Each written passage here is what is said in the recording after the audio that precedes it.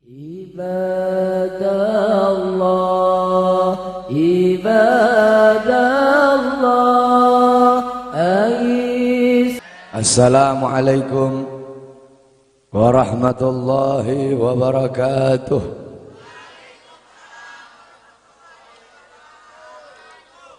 Bismillahirrahmanirrahim. Alhamdulillahil qawiyyi sultanuh, الواضح البرهان المبسوط في الوجود كرامه وإحسانه.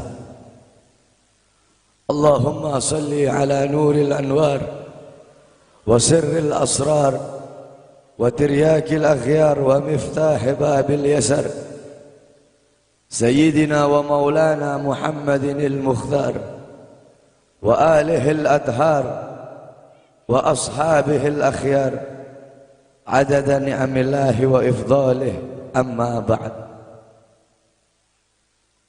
Yang saya cintai, yang saya muliakan, para alim ulama, para habaib, para kiai, para asatid, para tokoh masyarakat, para aparat pemerintah, wabil khusus Al-Habib Abdullah ibn Muhsin Al-Muhdar, yang saya cintai, yang saya muliakan, guru kita bersama Kiai Haji Mahdi beserta para kiai, para asatid yang lain yang saya cintai, yang saya muliakan, ketua panitia beserta seluruh panitia, ketua musalla Ar-Raudhah, imam musalla beserta seluruh hadirin dan hadirat, bapak-bapak, ibu-ibu, pemuda-pemudi umat Sayyidina Muhammad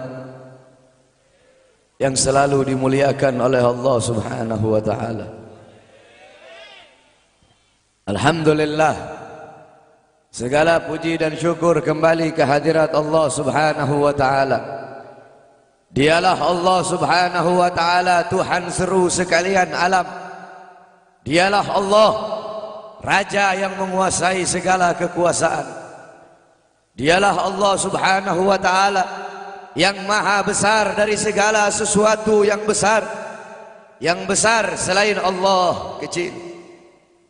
Dialah Allah Subhanahu wa ta'ala yang maha kaya dari segala sesuatu yang kaya. Yang kaya selain Allah miskin. Dialah Allah Subhanahu wa ta'ala Raja di atas para raja. Yang raja selain Allah budak. Dialah Allah Subhanahu wa ta'ala yang maha perkasa, yang maha kuat. Yang perkasa selain Allah, yang kuat selain Allah lemah. Dialah Allah Subhanahu wa ta'ala yang maha hidup. Yang hidup selain Allah pasti akan mati. Yang ada selain Allah pasti akan tiada. Yang wujud selain Allah pasti akan binasa. Sedangkan hidupnya Allah, adanya Allah, wujudnya Allah selama-lamanya, kekal abadi, tidak akan pernah musnah dan tidak akan pernah binasa. Dialah Allah yang dimana kedekatan hamba dengannya tidak akan membuat hamba itu setara dengannya. Jauhnya hamba darinya tidak akan membuat dinding penghalang antara hamba dengannya. Dialah Allah yang dimana walaupun seluruh hamba-hamba dari awal zaman sampai akhir zaman semuanya berbuat baik, tidak akan menambahkan sedikit pun keagungan di sisi. Dan dialah Allah yang dimana walaupun seluruh hamba-hamba dari awal zaman sampai akhir zaman semuanya berbuat dosa, tidak akan mengurangi sedikit pun keagungan di sisinya. Dan dialah Allah yang dimana pada malam hari yang mulia ini, di tempat yang penuh dengan barakah ini, Allah Subhanahu wa ta'ala sedang memandang kita semua yang duduk di tempat ini. Allah pandang dengan pandangan rahmat. Allah pandang dengan pandangan kasih sayang. Allah pandang dengan pandangan maghfirah. Allah pandang dengan pandangan pengampunan. Kenapa saudara-saudara? Karena kita mendapatkan keberkahan dan kemuliaan dari baginda agung Nabi besar Muhammad sallallahu alaihi wasallam. Saudara-saudara, kita duduk di majelis yang mulia ini untuk memperingati Isra wal Mi'raj baginda Nabi besar Muhammad sallallahu alaihi wasallam. Kita duduk di sini, kita tidak pernah memandang langsung wajahnya Nabi. Kita tidak pernah berjumpa langsung dengan Nabi. Kita tidak pernah duduk bersama-sama dengan Nabi. Untuk apa kita duduk di sini kalau bukan karena iman dan cintanya kita kepada Nabi Muhammad? Padahal kita tidak pernah berjumpa dengan Nabi, bertemu dengan Nabi nggak pernah, duduk bersama Nabi nggak pernah. Tapi kita beriman kepada Nabi Muhammad. Kita cinta kepada Nabi Muhammad. Kita umat yang dirindukan oleh Nabi, umat yang dicintai oleh Nabi. Rasulullah ketika beliau sedang duduk bersama para sahabat, Rasulullah berkata, wahai para sahabat, tahukah kalian golongan-golongan yang soleh? Tahukah kalian golongan-golongan yang mulia? Sahabat berkata, apakah para malaikat ya Rasulullah? Rasul berkata, bagaimana mungkin malaikat tidak mulia sedangkan mereka berada di sisi Allah? Ada lagi yang mulia. Apakah para nabi dan rasul? Bagaimana mungkin nabi dan rasul tidak mulia sedangkan Allah menurunkan wahyu untuk mereka? Ada lagi yang mulia. Apakah kami ya Rasulullah? Bagaimana mungkin kalian para sahabatku tidak mulia sedangkan aku berada di tengah-tengah kalian? Ada lagi yang mulia. Kata sahabat, Allah dan engkau yang lebih tahu ya Rasul. Rasulullah menundukkan kepala, Nabi Muhammad menundukkan kepala. Dari kedua pelupuk mata beliau mengeluarkan air mata, membasahi pipi beliau sampai ke janggutnya beliau. Beliau menundukkan kepala sambil menangis dan beliau berkata, golongan yang mulia ini, golongan yang soleh ini, mereka golongan-golongan yang adanya nanti di akhir zaman. Mereka tidak pernah duduk bersamaku, mereka tidak pernah memandang wajahku, mereka tidak pernah mendengar langsung kata-kataku, akan tetapi mereka beriman kepadaku, kata Rasul. Mereka umat yang aku rindukan, mereka umat yang aku cintai. Tuba liman yarani wa amana bi, wa tuba summa tuba liman lam yarani wa amana bi. Sungguh beruntung orang-orang yang beriman kepadaku, kemudian orang-orang yang melihatku kemudian beriman kepadaku. Dan sungguh beruntung, dan sungguh beruntung, dan sungguh beruntung. 3 kali keberuntungan, 3 kali kemuliaan bagi orang-orang yang tidak pernah melihatku, akan tetapi mereka beriman kepadaku. Siapa? Kita umat Nabi Muhammad SAW. Kita tidak pernah memandang wajah Nabi, tidak pernah berkumpul dengan Nabi, tapi kita beriman kepada Nabi Muhammad. Apalagi kita umat Islam Indonesia. Umat Islam Indonesia, umat yang dicintai oleh Rasulullah As-Sayyid Al-Habib Muhammad bin Alwi Al-Maliki. Ketika beliau berziarah ke makam Nabi Muhammad, dalam keadaan sadar, beliau berjumpa langsung dengan Nabi Muhammad. Di belakang Nabi Muhammad ada ribuan orang. Habib Muhammad pun bertanya, ya Rasulullah, siapa yang ada di belakangmu ini ya Rasulullah? Ribuan orang ini, ribuan golongan ini, siapa ya Rasulullah? Rasulullah berkata, ini mereka yang ada di belakangku. Mereka adalah umat Islam yang aku cintai. Mereka umat Islam yang ada di Indonesia, kata Rasulullah SAW. Kita dicintai oleh Rasul. Kenapa? Coba kita lihat di Indonesia, saudara-saudara. Kalau bulan Maulud, kalau bulan Rabiul Awal, di kampung-kampung, di musola-musola, setiap masjid, setiap langgar, setiap pesantren, setiap RT, setiap RW pasti bikin maulid Nabi Muhammad. Kalau udah bulan Rajab, setiap pesantren, musola, masjid, kampung, RT, RW pasti bikin Isra wal Mi'raj sebagai Nabi besar Muhammad. Negara-negara yang lain, tempat-tempat yang lain tidak seperti kita, saudara-saudara.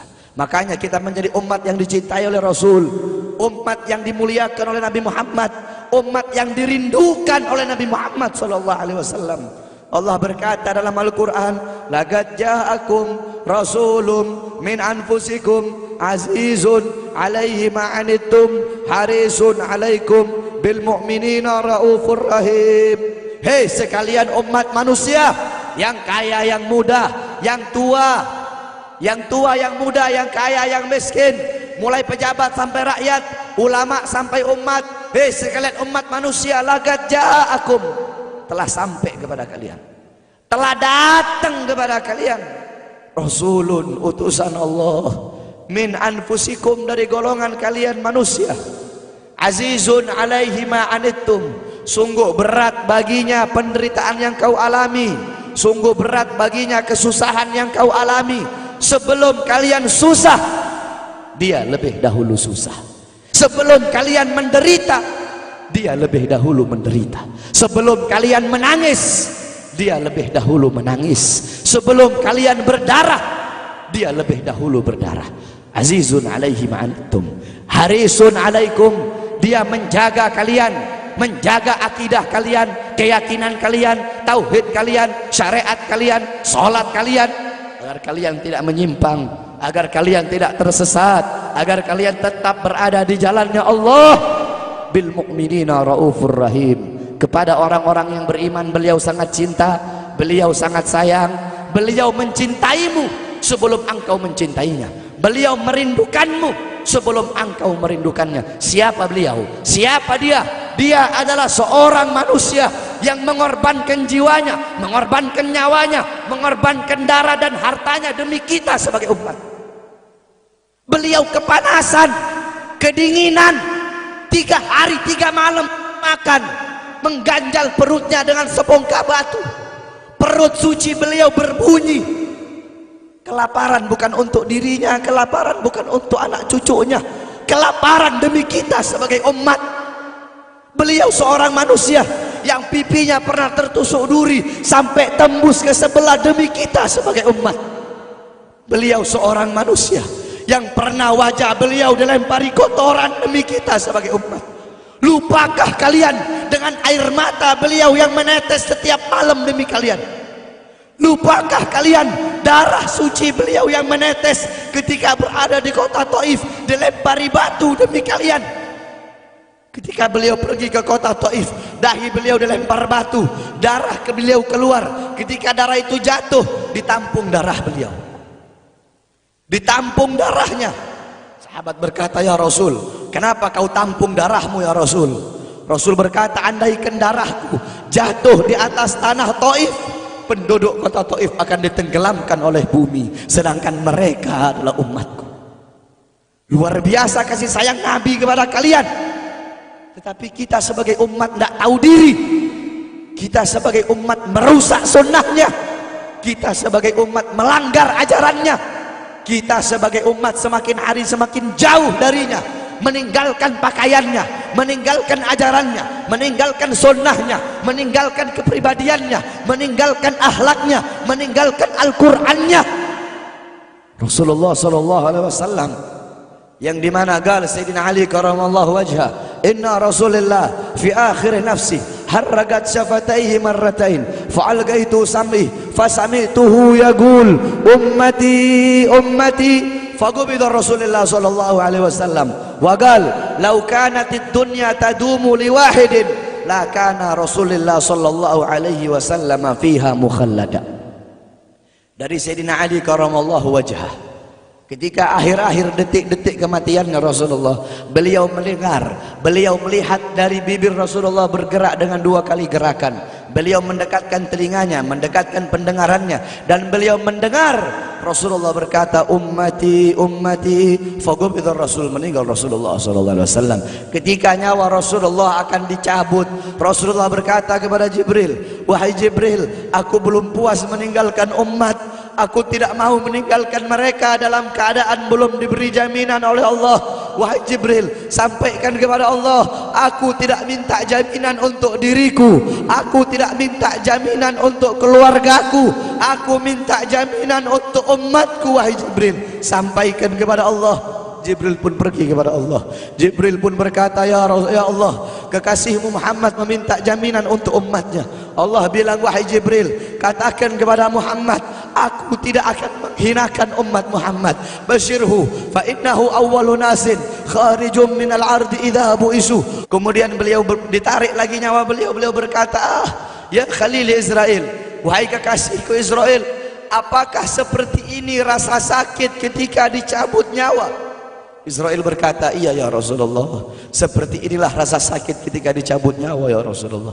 Apakah rasa sakit seperti ini juga yang kelak, yang ya Allah, biar aku menanggung sakratul maut seluruh umat, Ya Allah, mereka tidak akan kuat, mereka tidak akan sanggup. Aku nabi mereka, aku pemimpin mereka. Biar aku menanggung beban penderitaan sakratul maut mereka ya Allah. Biar aku menanggung sakratul maut umatku ya Allah. Di mana kita sebagai umat? Apa yang telah kita lakukan untuk Nabi Muhammad? Nabi berkorban untuk kita. Di saat detik-detik terakhir nafasnya, tidak memikirkan rasa sakitnya, tidak memikirkan pedihnya, tidak memikirkan beratnya. Beliau memikirkan nasib kita sebagai umat. Kelak di yaumil qiyamah, ketika para nabi dan para rasul berkata, nafsi nafsi, nafsi nafsi, diriku sendiri, jiwaku sendiri, aku urus urusanku sendiri, aku tidak bisa nolong kalian. Ketika para nabi dan rasul mereka tidak bisa menolong kita, Rasulullah Muhammad ibni Abdullah, Nabi Muhammad bersujud kepada Allah, Nabi Muhammad bertekuk lutut, beliau bermohon kepada Allah. Beliau berkata, ya Allah, aku tidak minta pengampunan untuk diriku, wala Fatimah wala Hamzah. Aku tidak minta pengampunan untuk Fatimah, aku tidak minta pengampunan untuk Hamzah. Aku cuma minta pengampunan untuk umatku ya Allah, untuk umatku ya Allah.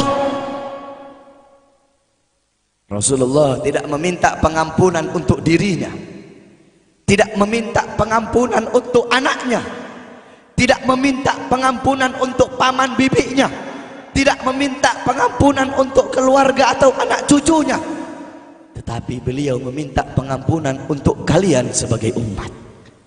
Karena begitu cintanya beliau kepada umat, karena begitu sayangnya beliau kepada umat, sampai-sampai beliau berkata, lau yushaku ahadukum bisyaukatin fi rijlih la ajidu alamaha fi qalbi.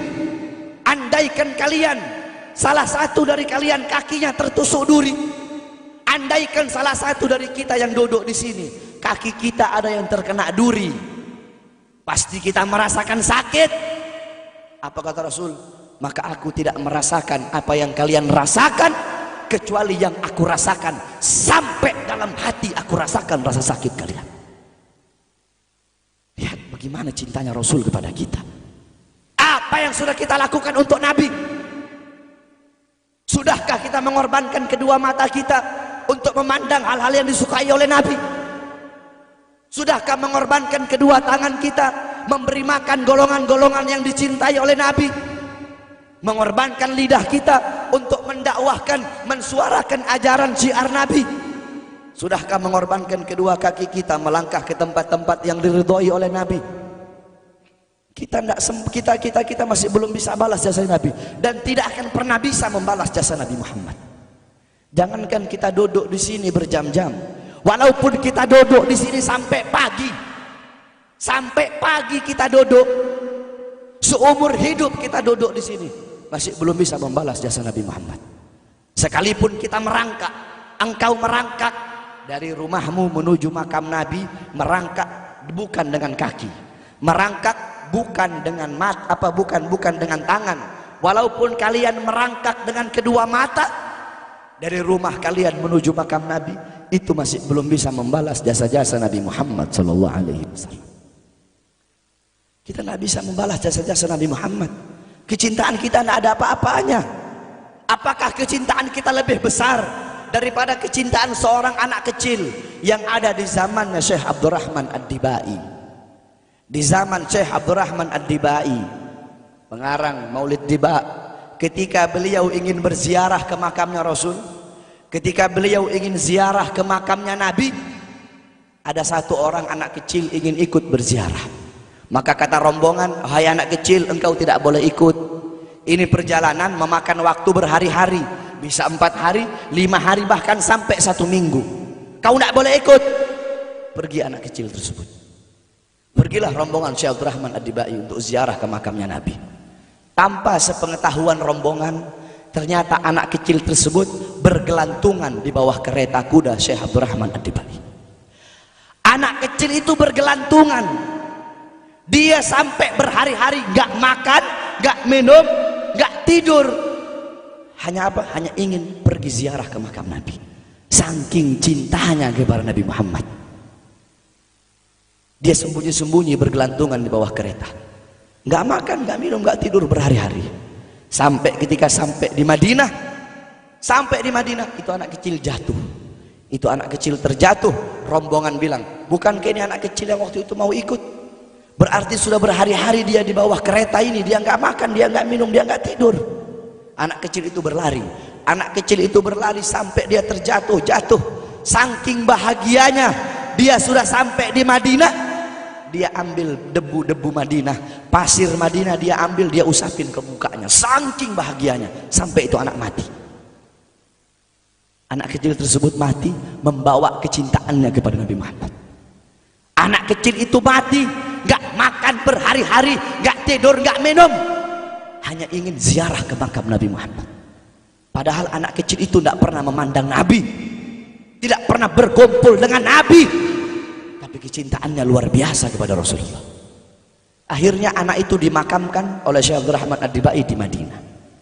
Anak kecil itu dimakamkan di Madinah. Nah, setiap tahun Syekh Abdul Rahman Ad-Dibai ziarah ke makamnya Nabi, pasti ziarah ke makam itu anak kecil.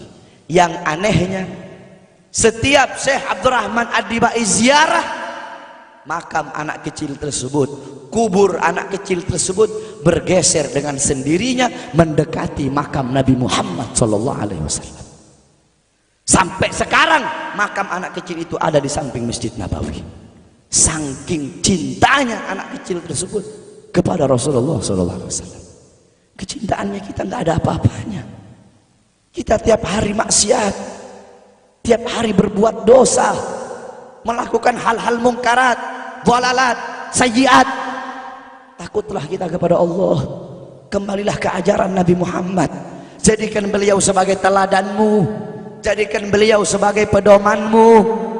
Hidupkan rumah tanggamu dengan ajaran beliau. Hidupkan kampungmu dengan dengan ajaran dan sunnah beliau.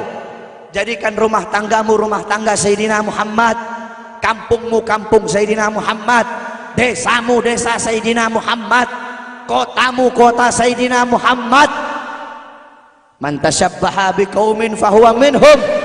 Barang siapa yang mengikuti suatu kaum, maka dia sama dengan kaum tersebut.